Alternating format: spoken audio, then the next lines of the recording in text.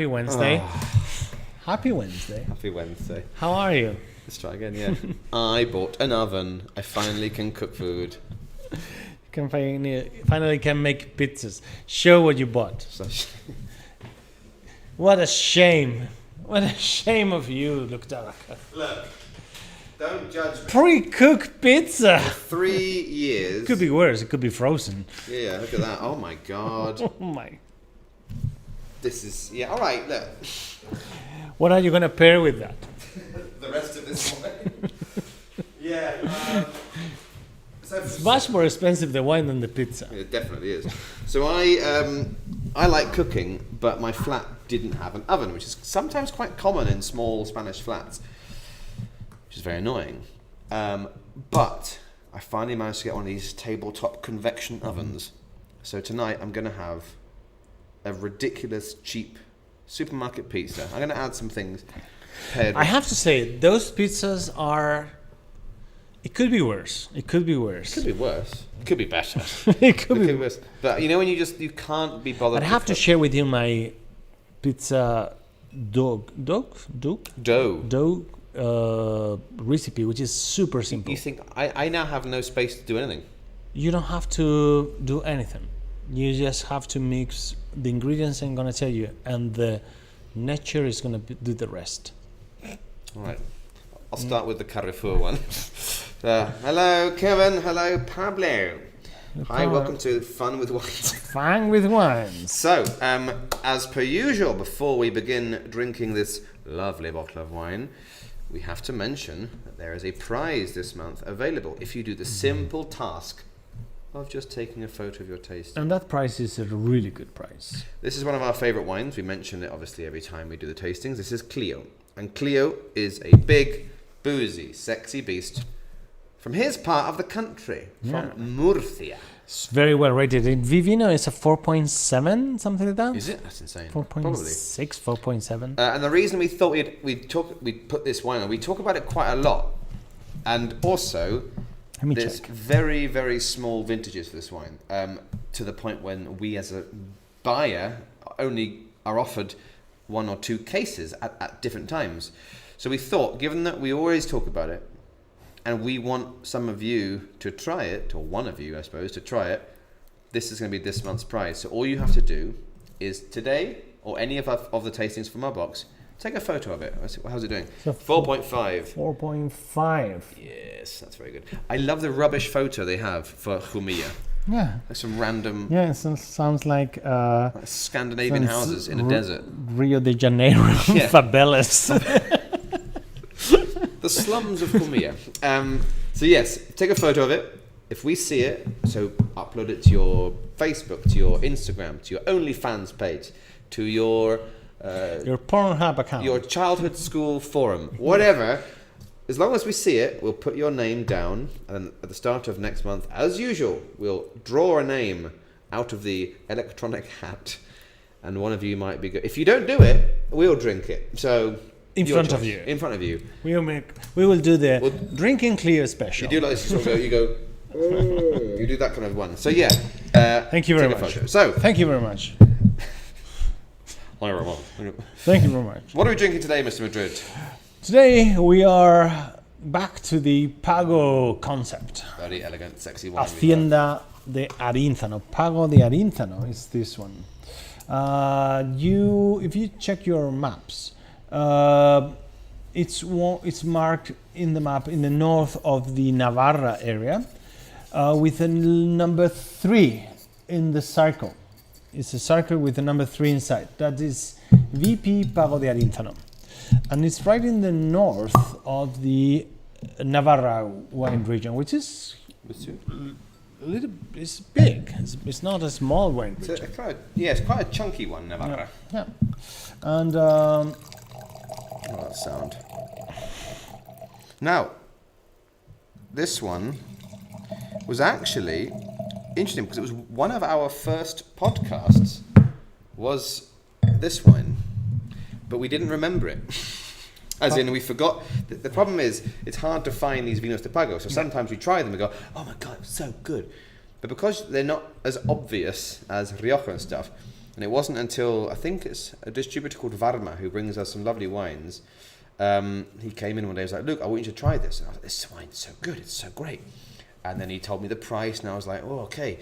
And then we kind of had a little tete-a-tete and we managed to get it in the box. So this is one of the slightly By the more way, for those who special ones. don't know, Luke and I, we have a podcast called The Spanish Wine Experience that you yes. can find in Spotify. And every week we open and drink a bottle of wine from a different region of Spain, It's a and very we talk different, about difficult it. job. Yes, and we talk about different topics of the Spanish wine. And we have been doing that for 5 years. We're celebrating the 5 years. Well, And we had a break of 1.5 years for Yeah. when we did the shop, when we opened the shop. But it's episode number one. As of this current episode, 140? it's 130 today. 130, which is crazy. But yeah. That's And the latest episode was also Vino de Pago. So there you go. Pago de los Balagueses it was. Yeah, it's true. So yeah, we're always trying to discover these new wines for us and obviously for you. So before we get into it, get your tasting sheets because this is a very, very spiffy wine. So, wine. Cheers. Do you want to cheers first? Oh god, yeah, cheers, cheers. Cheers. Chin chin. It smells good. Oh yeah, this is a classy Manx. Good wine. Oh yeah, that's a good wine. So the wine, Hacienda Arínzano. Hacienda Arínzano, look, you ruined the label. I like that. It's artistic. So, Hacienda Arínzano, under you will read Vinos de Pago de Arínzano. So that's the region. Vintage. 2017, I think. 2017. It's That's right. 5-year-old now. Grapes. So, very specific. These Vinos de Pago, they like to do blends a lot of the time. And as we know, there's often very interesting appearances of French grapes. More on that later. 85% of this is Tempranillo. So this might remind you a little bit of Riojas and Riberas, but that's where it stops. Because here you have 10% Merlot and 5%, just 5%, Cabernet Sauvignon. But we're looking at a Tempranillo predominant red wine here. So if you like wine, so my dad would like this wine. If you like wines like Riberas and Toros and Riojas, maybe less Toros, maybe more like Riojas and Riberas, these deep, rich wines with the predominance of that fantastic grape Tempranillo, you'll like this one. Alcohol content 14 and a half. 14 and a half. Classic. Yep, classic. Classic Spain. Classic Spain. Producer is So, yeah, Pago de Arínzano is the Vino de Pago. I think that's is that Propiedad de Arínzano. Propiedad de Arínzano. That's the name of the wine, the official name of the Official wine. name, yeah. And region is Pago de Arínzano. Is such a sexy wine. So let's move to in the description of the wine for the color. That's a deep, rich colour, isn't it? Yes, this intense ruby. Little touches of rouge. I'm being all French. There's so many French people in Madrid right now. Madrid is basically Paris.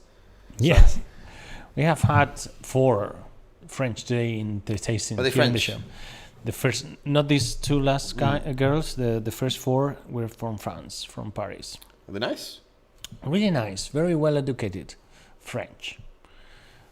That's cool. Yeah, so basically there's a travel window between Spain and France, so the French can come here. And it's very surreal. It's all Spanish people. It's very cheap to travel to Spain, but also in Madrid we have kept restaurants and bars open. So it's like the promise. So we are like the red neighborhood of Europe. The red light district of the continent. So yes, a bit of rouge towards the edge there for the aging. It has been filtered. Yeah, this is we're not very correct. Yeah, we're not talking about minimum intervention natural winemaking here. There's some organic wine in there. This is normal winemaking. They filtered it with their methods, so it's nice and clear in the glass. Right, get your snars. Intense. It's very intense. Very intense colour. What do you get here? It's You very get rich. black fruit. Yeah, black fruit, dark fruits. Is there anything spice? There's lots of spice. Cinnamon there. Vanilla. He's about to hit that car. Wait for it, everyone. Wait for it. 3, 2, 1, and we have contact. Sorry, just watching people park.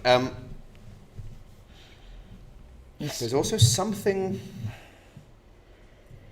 like boozy fruitcake. Every time you play with Merlot, you increase the complexity of the wine. Yeah, it gives a nice... So Merlot and Cabernet Sauvignon, which are the 2 stars of Bordeaux. Cabernet Sauvignon gives you the power and the tannins and often the kind of a green note. You get like bell pepper and stuff like that. Merlot brings the juicy boys. That's why it's such a famously easy grape. And there's lots of crappy mass-produced Merlot. But this sort of inky, sort of plummy plum cake juice. What is... Just stop! You've got half a foot. Stop crushing the car! This... I mean, I love you guys. You know, Spain's my country. But you guys cannot drive for toffee. You're the best driver I've ever... Stop smashing that poor car. It's like a tiny little... what they call... He's moving the other car. He's literally moving the car back a foot just by ramming it. What are you doing? Okay. Now you think, maybe I should stop doing that. Okay. Sorry, this is arguably even more fun than the riots. Merlot brings that rich juiciness, which is why, as a blending partner with Cabernet Sauvignon, it's kind of perfect. When you add that to Tempranillo is not necessarily that dark a grape in this area of Spain. So it also adds a bit of muscularity to our Tempranillo, and the combination is brilliant. Muscularity? You shouldn't use those. Don't think nowadays. That. Yes. It can be very offensive. Identify how you want to identify. There you go. I don't want to have a Me Too group of women. Me 3, am I right? And then... What a stupid joke. And then...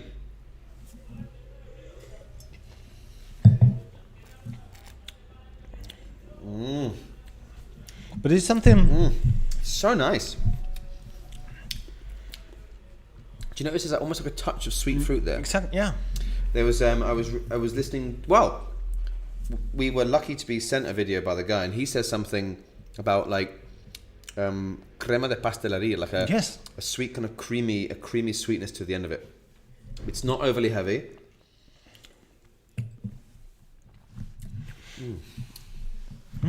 It's, you can notice the freshness as well, but the tannins are there.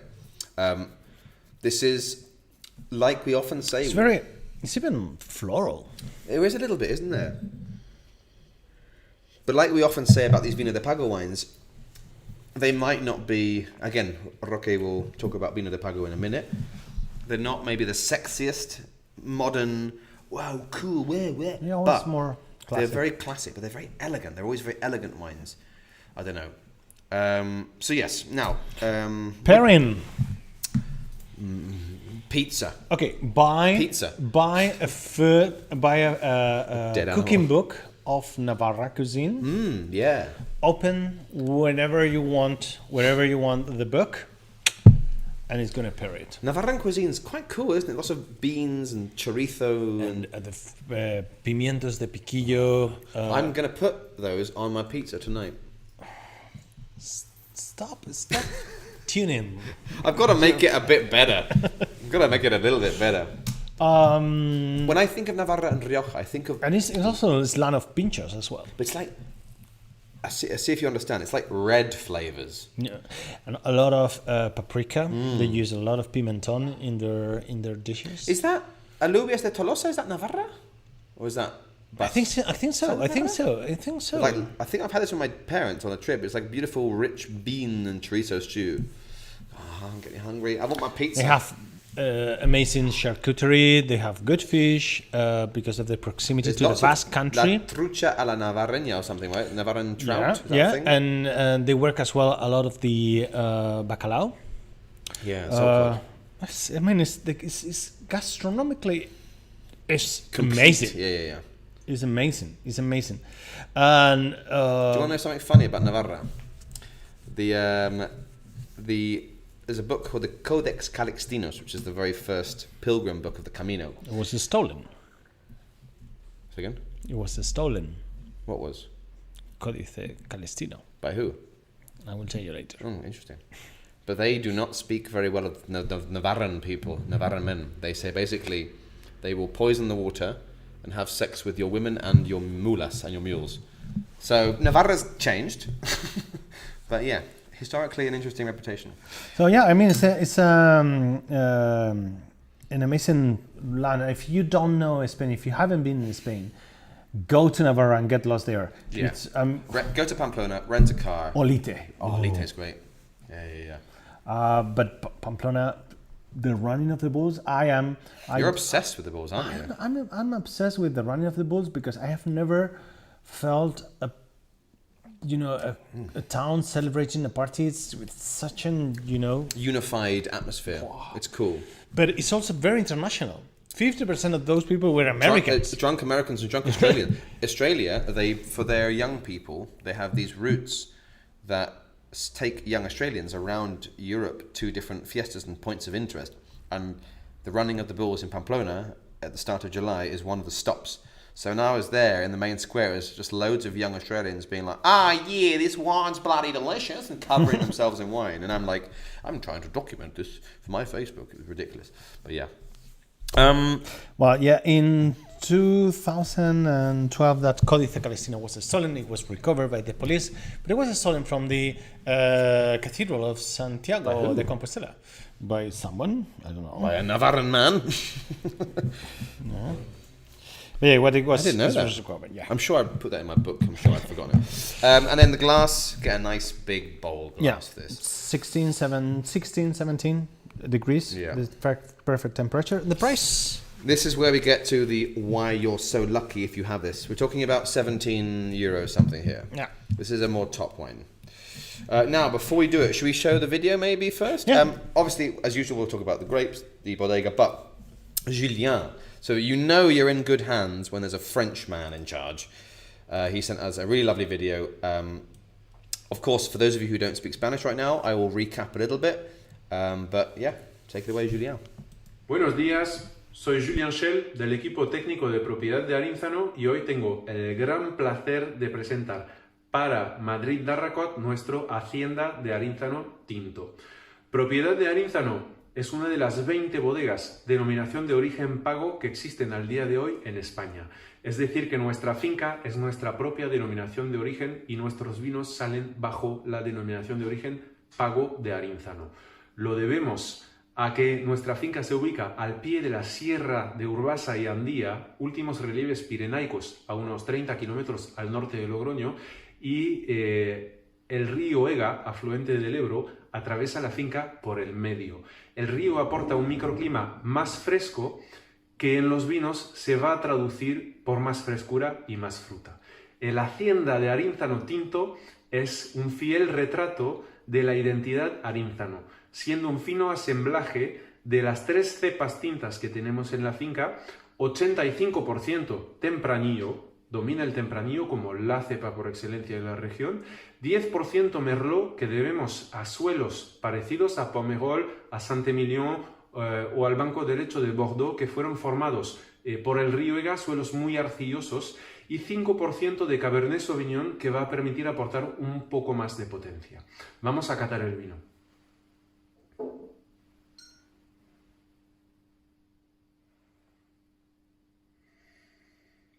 La nariz ya va a sorprender para tener dominante de tempranillo, al contrario de las tradicionales connotaciones de frutas negras o ciruela pasa. Aquí estamos con una frescura, frutos del bosque, cereza, mucho más fresco.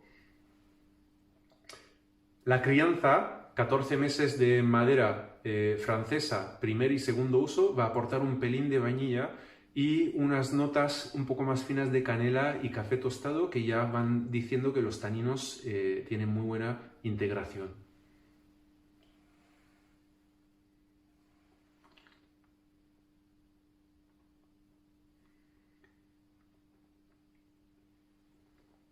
En boca vamos a encontrar toda esta frescura por el volumen que tiene.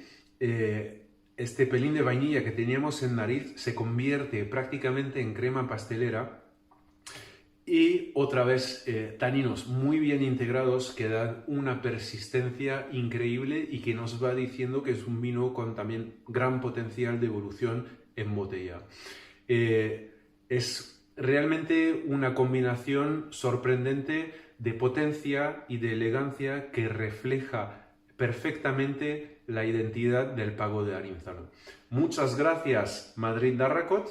Salud.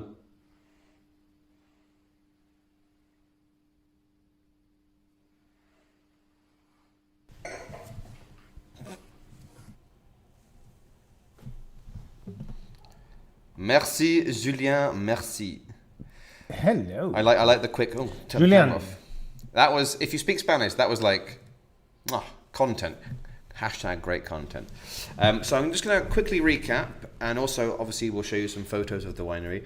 I won't go into much detail about the actual tasting notes that he said. They're similar to what we said, but I want to show you the winery because it's probably the most visually beautiful winery, maybe same as Somos.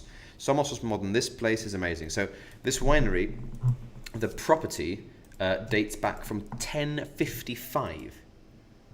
Let me just tell you that again. 1055, they started having vineyards planted here. How old were you? I was in my mid-20s. So you look at that. So the wine, this is obviously behind the camera. There's a modern bit. We will in a minute. We'll show you the aerial shot. But what you're seeing here is an old chapel. There's a little castle tower, and the middle bit there is a little tasting room. And above, you can stay there. There's a couple of rooms. Middle Ages. Middle Ages. And it was started by a guy called Sancho. I love the name Sancho. Sancho Fortuñones de Arínzano. Ah. In the 11th century. And it's beautiful, what they call in Spain a conjunto, which is a mixture of all these things. Now, this is the useful photo here. Very good timing, Mr. Madrid. Look at that. So you can see the modern buildings there. Now, this is the important thing to look at. This is what Julien was saying. So this winery, this is the Vino de Pago. This is this tiny little estate around here. And it's surrounded by, so the whole property is 355 hectares. 128 of it are for the vines. It occupies, as you can see on the photo, I don't know if you can see the line of the trees, but that's the river. So it's a small little valley, a tiny little valley, formed by the last foothills of the Pyrenees. I see two lines of trees. Yeah, so it's divided by the river Ega, and this is that point which gives Arínzano the specific microclimate. So, okay, yes, it's beautiful and stuff, but another big thing is as we often talk about, the enoturismo. This place is a winery designed with visiting it in mind. So, look at this. Oh my goodness, this is their little viewpoint. Yes, they make wine. I could have a glass of wine there. I need a girlfriend to take to that place. You should go there with Danny. It's a really romantic place. And we know them now. They'll give it for free, I'm sure. But this is... Are you sure? This is, for me, the special thing about the Vino de Pago. Is it's because it's so self-contained. When you add the eno-tourism side, you can go and stay there. You can go to the restaurant. You can have weddings there. It's all really well set up. But, of course, the most important thing is the wine and that little small nook in the valley where they have their vineyard. People say, yeah, Kevin, looks quite Tuscan. It does look a little bit Tuscan. Yes. Oh, my dad just said, is that where you slept under a tree? Yes, in Pamplona, I didn't have a hotel, so I one night slept under a tree and showered in the local municipal duchas, and the following night I slept in the bus station. It was one of the worst 2 nights of my life. But anyway, another cool thing about Arínzano, on a personal note, in a global note, is they collaborate with WWF, the World Wildlife Foundation. They're trying to promote sustainability or ecological practices. That's always good. It's always good. So basically, it's like if a lot of people, they ask us, where should we visit? And you think, okay, Rioja's good, whatever, this is good. But if you wanted one winery, the whole package, this is fast becoming potentially the most logical option. I I love Navarra. I am in love with that region, and It is one of my favourites in Spain. I think it's the whole package. It's a pity for Navarra. I think the curse of Navarra is being so close to Rioja. Yeah. Oh, sorry, one more thing. Sorry to interrupt you. Before I forget, because I forgot to mention it when we were doing the cata. This wine has 14 months in French oak, hence the complexity, the toastiness, the vanillas. 40% of the barrel use is new, and 60% is second use or second wine. But Navarra very much. I agree with you, Roque. It's like because it used to be the famous one, and it kind of got overshadowed by Rioja, and it's like the forgotten one. Well, maybe we should talk a bit about Navarra. Yeah. Well, Navarra is that region you can see highlighted in the map, it's everything. All the wine regions is within the Navarra province, it has different weathers, different climates, and different soils. It's very varied, isn't it, Navarra? Yes, because you have like more Atlantic influences in the north, and you can have more continental wines in the south, and also that diversity of areas is reflected in the soils. Also, it's quite mountainy, and you have this. Do you remember the Tierra Estrella? Sorry, the Tierra Estella. Estella. All that area, the soil is lime. Oh. Which makes limestone, yeah, and makes these wines with much more character. Yeah, I think were you there? No, I was talking to a guy the other day, a winemaker. He makes wines all over the place in Madrid and in Aragon, and I was genuinely trying to get to grips with the effect of soil, because for me it's one of the hardest things to really wrap my head around and to transmit. But it seems to be that clay and limestone, because of the fact that they can absorb humidity and fairly moist soils, tend to, and this is where I don't understand the science, but they tend to give you, like Rocky said, these like more robust, heavier, weightier wines, whereas sandy soils, which drain quicker maybe, they tend to be more elegant, these kind of things. But yeah, sorry, I interrupted. No, it's fine. The region Navarra is divided in 5 different sub-regions. One of those is Estella, the low mountain wine. I like the sound of the low mountains. The low mountains. We have also Ribera Alta, Ribera Baja, Navarra, and Valdizarbe is the other one. We have actually one wine with from that area, Valdizarbe. It's a substance. No. I think so. It's one of the Aire de Milagro, Aire, yeah. one of the the reds can be very different, depending on if it's more in the south, more continental, or more in the north, more exposed to the Atlantic weather. I have here some numbers. Yes, numbers. The production, not bad, 39 million liters of wine, 2019. That is the perfect amount of wine for your pizza. I was going to say St. Patrick's Day. Okay, which is the proportion, national or international market? No, that is a good question. I think Navarra exports quite well, probably. I'm going to say 60-40, 60 national, 40 export. 69 national. That sounds about right. 31. And 31. Yeah. I think I've seen Navarra in England sometimes. It's not. I mean, it's not rare to see Navarra wines outside of Spain. It's not for me, that rare. The statistics that blow my mind is when you say like Jumilla is 65% external. I'm like, what? That's the crazy ones. But yeah. Pago wines. Pago, yeah. Let's clarify a little bit what a Pago wine is. We've done one. We've done Ailes, and that's it. I think we don't have a vino de Pago. Pago de Ailes. Yeah, Pago de Ailes. Yes. Yeah. But couple of look, boxes found this. Isn't that cute? Oh, Aw. this is the pyramid of qualities that explains very well what are the different qualities of Spanish wine. As you can see, Pago is right in the top of the pyramid. It's over the DOCs, the Denominaciones de Origen Calificadas, which are only two, Rioja and Priorat. Do you think maybe Ribera del Duero might become the next one? Ooh, Could be. controversial question. Could be, yes. It should be. Should be, shouldn't it? Yeah. It should be that one, yeah. Under it is the DO, Denominaciones de Origen, IGP, that you have also in your map, Vinos de Calidad, Vino de la Tierra, and Vino de Mesa down in the bottom of the pyramid. So Pago wines are those wines that for certain reasons they have been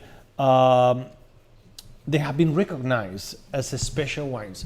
They have to be linked to a bigger DO. So in this case, Pago de Arínzano is linked to Navarra. We have, if you check in your maps, you will see that there are a lot linked to La Mancha, but you have also in Aragon's got one. In Aragon, in Rioja, is there anything? I in don't Rioja? think there is. But in Requena there are like a couple. Yeah. So it has to be framed in a denominación de origen. Beyond that, it has to have those special conditions, climate, soil, They love that. characteristics that makes that wine special and different. As far as I'm starting to understand it, I mean, the use, they always use the word microclimate. It seems to be something within a region which is identifiably different to the general rest, rule. yeah. And all the grapes have to grow within the state. They have to be harvested, and the wine has to be elaborated by the naturals of the winery. This is the weird thing. La gente natural de la bodega. No, that's what the law says about No that. aliens. So the way I see that is probably, again, we probably mentioned this before, but a lot of wineries, it's quite common in non-COVID times, you can say, hey, if you want to come and help out with the harvest this year, like a volunteer, you can. But I think the whole point is everybody that is touching the process is of the winery, we could say. I guess employed by the winery. Natural. Yeah. Good graphic is a good diagram. Would you say, Mr. Madrid, that this diagram Is worth to play twice. Would you say this diagram really shows the different levels of quality? Now? This is a more. I think it's much more a marketing concept than really quality in your glass. It's not. Because I think we have had, you and I, good and bad wine from every level. Yeah. But I think I agree with you, marketing. But would you say it's easy to sell Vino de Pago wine? No, it's not. I mean, it's a complicated concept. Even among the people of wine world, they don't have really clear the concept of what a Pago wine should be. And we don't usually see them that often either. No, it's not. They are not bestsellers. So my next question is... They are not very expensive either. No, they're kind of like upper intermediate prices. Yeah, 12, 15, 15 maybe 20. But No. never crazy expensive. No. But never $8.99. Exactly. So my question is maybe, why bother? Is it, if you know, it's easier just be Denominación de Origen Navarra. It's easier to sell maybe. Yeah, but maybe there is Answers now on a postcard. There's like a will to or an intention to imitate the chateau. It's kind of a version chateau. of a Domain or Clos or Chateau or something. To link the wine to the terroir. I will say, yes, I think that's definitely it. I've never had a bad Vino de Pago wine. The worst has been meh. Not the ones we sell. We sell the good ones. Yeah. But like, we had one the other day, Pago de los Balagueses. It was beautiful. Yeah. And I'm like, why is this not more famous? The But then worst thing you can say of a Pago wine is correct. yeah, it's like this is a well-made wine. Yeah. But yeah, it's a fascinating topic. And there's only. But there's less sometimes, than- I mean, for me as a customer, I couldn't say if I would prefer a Pago wine or a nice plot wine from a good winery. Yeah. For example, Abadia Retuerta has amazing plot wines and very expensive. Petit Verdot. It comes from a precise part of their estate Yeah. with certain Its own climate which is conditions, almost essentially orientation. like- Yeah, it's the same concept, but in another level. No, Well, speaking it's of price and stuff, maybe marketing tools. maybe this is a good time to lead into a question. What? Yes. We got a very. It sounds like a very simple question, but it's actually quite a. It's the biggest question that we have to deal with as a shop. From Naida, it's a Spanish name, I think. Naida, yeah. Naida. She says I think it's a she name. Naida. Naida, yeah. Just checking. Mr. Naida. Naida. Very simple, but also very profound. Why does wine cost what it does? Why does it cost what it costs? Now that's a battle that we have to think about every time we choose a new wine. Like, do we think it's worth it? But the question is, why does it cost that? Because sometimes we'll try a wine and go, oh my God, this is amazing. And they say, it's €5. And we're like, what? Or you try a wine and you go, that's okay. And it's €25. So it's not about how good the wine is necessarily. So I mean, there is, how much of wine course, there costs? is some maths behind a wine when the wine is made by the winemaker. He has to put the costs on the table and say, okay, how much money I have spent for making this wine? Okay, this is for fertilizers, this is for whatever, for paying people to make the harvest, blah, blah, blah, blah, blah. So here are the numbers, how many liters of wine I have, and here comes the marketing guy and says, oh, but this... Nobody's going to pay that. But you have to put this kind of bottle that is much more expensive, but Glass look at the paper of the label, plus the real cork, blah, blah, blah, blah. So numbers, and then you say, okay, if I want to recover my money, this bottle has to be minimum €5. Then beyond that, I want to earn money, unless you are doing this for passion and you don't want to earn money. Something that Many people do. It could be. But here comes another factors, that the demand. That's the thing, market forces. One day, someone called Robert Parker appears in your winery and says, oh, this wine is amazing. Maybe it's a 98 points. And then you can raise your price because you are going to earn. Probably everything is sold for the next years. Not that vintage. The next vintages are sold. Yeah, I think I was really fascinated when we spoke to Rosana in Madrid Romero. Just like how expensive things are, like how expensive real good glass is for a bottle. How, you know, the price of the label, you have to think about every single thing. Yeah. And I've made some other notes, like more basic things like the vintage size, how much wine you produce that year will dictate how much, you know, if you only make 2,000 bottles, you're going to charge more. How old the wine is, obviously, that's an obvious one. And then the price of grapes is a very important one as well. Some grapes are more expensive. If you have a bad harvest, the actual price of the grape, the liquid itself will be worth more. So it's a mixture of market forces and absolute sort of agriculture, basically. Oh, Dad, don't forget the taxman duty. Yes, oh, don't worry. of course. We're trying to send wine to UK. We have not forgot about the taxman. He's our best friend right now. Well, but if you want to get into the numbers of the wine, I'm going to propose you some homework exercise that you can My be dad very. will do it. It's very instructive. He will send us a PDF. Take a bottle of wine.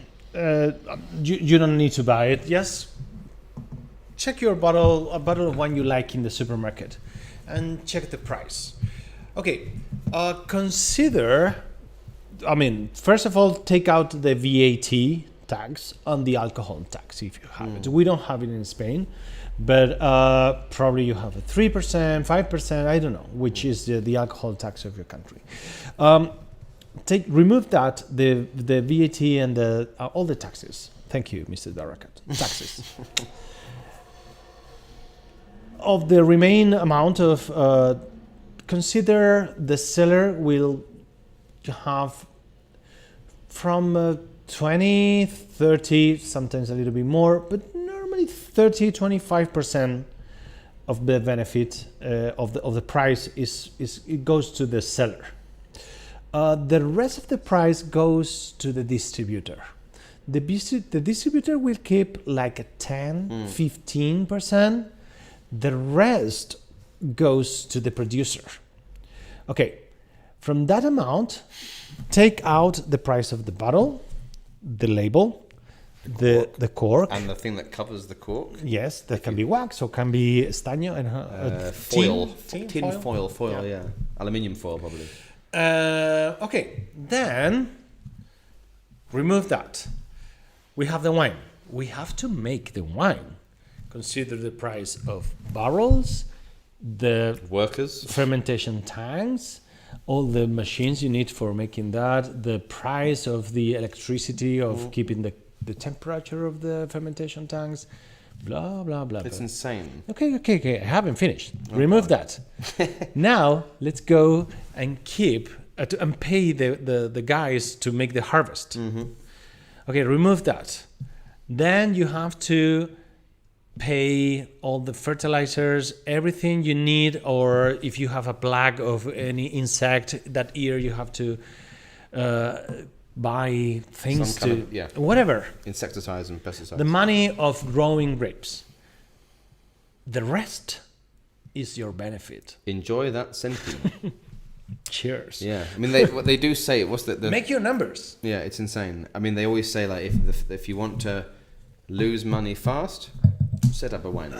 I prefer to say if you want to lose money in an elegant way. It's the most elegant route to bankruptcy. Yes. How did you lose your money? I opened a winery. I mean, the numbers It's behind terrifying. wine are It's like, terrifying. what? Like sometimes when of course, when I sell a wine for €7.50, that winery will have a different range of wines, so they'll probably make money off their top ones, and then they can make loads of the cheap stuff. But I'm always like, when I visit small wineries, I'm like, maybe the most expensive wine in the wineries, like Cuartolote, our beloved Madrid winery. Currently, they're still waiting for their Crianza one. Currently, the most expensive wine they sell is about not even €10. And I'm like, how do they make money? Yeah. Because their volume isn't that big. I don't know. It's a dangerous business. And so it's actually a very good question. But it's not as simple as you think. So why does wine cost what it does? Thank you very much. Everything you can possibly imagine. Well, please give us likes, more likes, and subscribe. Do you think Pablo's still here? Pablo, are you there? Are you there, Pablo? Are you awakened there? I think they are doing numbers. And I think we should repeat as well, happy... They're looking for their calculators. Yeah, like, oh my God, minus 5 million. We should also say happy St. Patrick's Day, everybody, if you're watching us live. Happy if St. you're not Patrick. watching us live, well, screw you. But Do if you know some Patricks? Some Patricks? Well, before I came here, I quickly went past the craft beer bar and did a pub quiz for 1 hour, because they needed somebody stupid on the team. Pablo, he's there. And it was called, this quiz is about saints and Patricks. I know a lot about Patricks. Really? Yeah, apparently so. So you're happy. Oh, there are 2 more likes. Here you go, your like. Thank you, Pablo. Thank you very much. So yes, so we hope you enjoyed this. This is a really, truly delicious one. Our next meeting. I think this time it is El Lince. No, don't think. Let's read the scale. This one I think is El Lince. Yes, next one is going to be the 22nd of March, El Lince. 22nd is the next Monday. We have a whole week off. No. I wish. El Lince Blanco. One of our favorite discoveries. Now, if you haven't drunk it yet, some people have drunk it. Put it in the fridge right now.